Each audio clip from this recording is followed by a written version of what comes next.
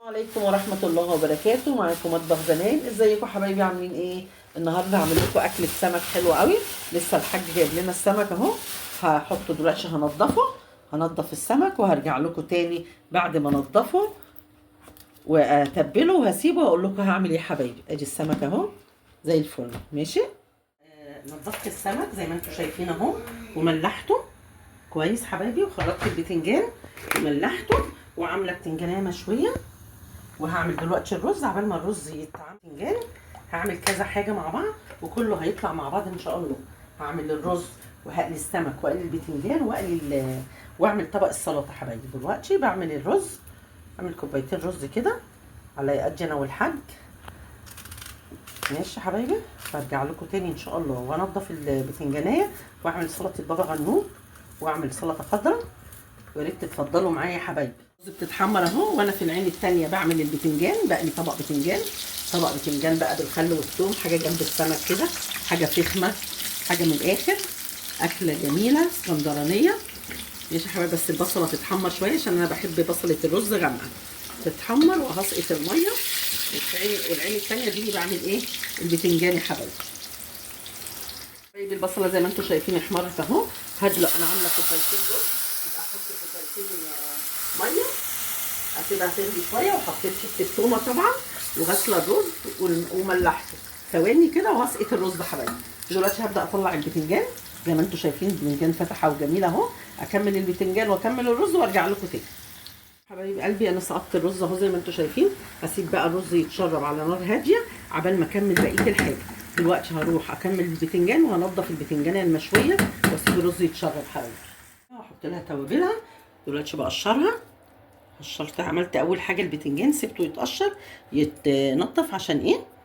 يبرد عليا شويه وانضفها وهتبلها واقول لكم هعملها ازاي. راجعه لكم تاني. وهبدا اعمل سلطه البابا غنوج. هحط حته هريسه شطه زي ما انتم عارفين انا بحب هريسه الشطه. حته هريسه شطه اهي،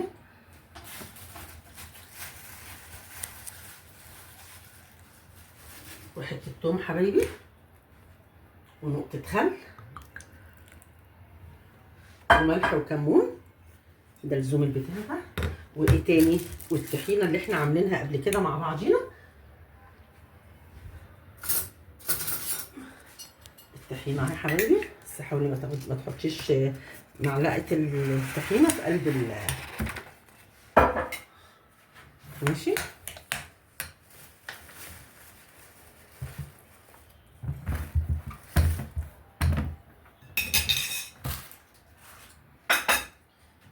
كده انا عملت البتنجان قليته، وده حطيت عليه حته شطه، هرسه الشطه اللي انا عاملاها، وحته تومه وكمون وملح وخل ونقطه زيت.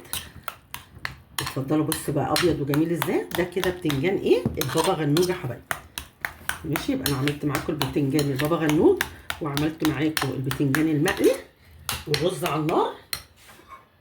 طبعا العين بتشوف قبل الايه؟ بتاكل قبل البق.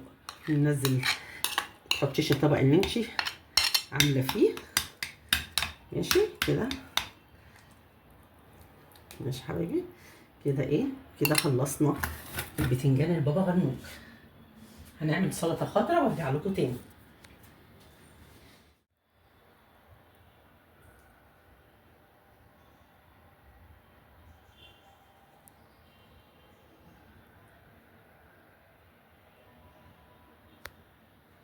حبايب قلبي، كان غدانا النهارده سمك مقلي وسلطه خضراء وبتنجان مقلي بالخل والثوم وبابا غنوج ورز بالرز صياديه. اتفضلوا معانا. يا ريت حبايبي تخشوا تتفرجوا على القناه وتتفرجوا على الوصفات بتاعتنا، وتعليق حلو منكم عشان الفيديو يكبر والقناه تكبر بيكم.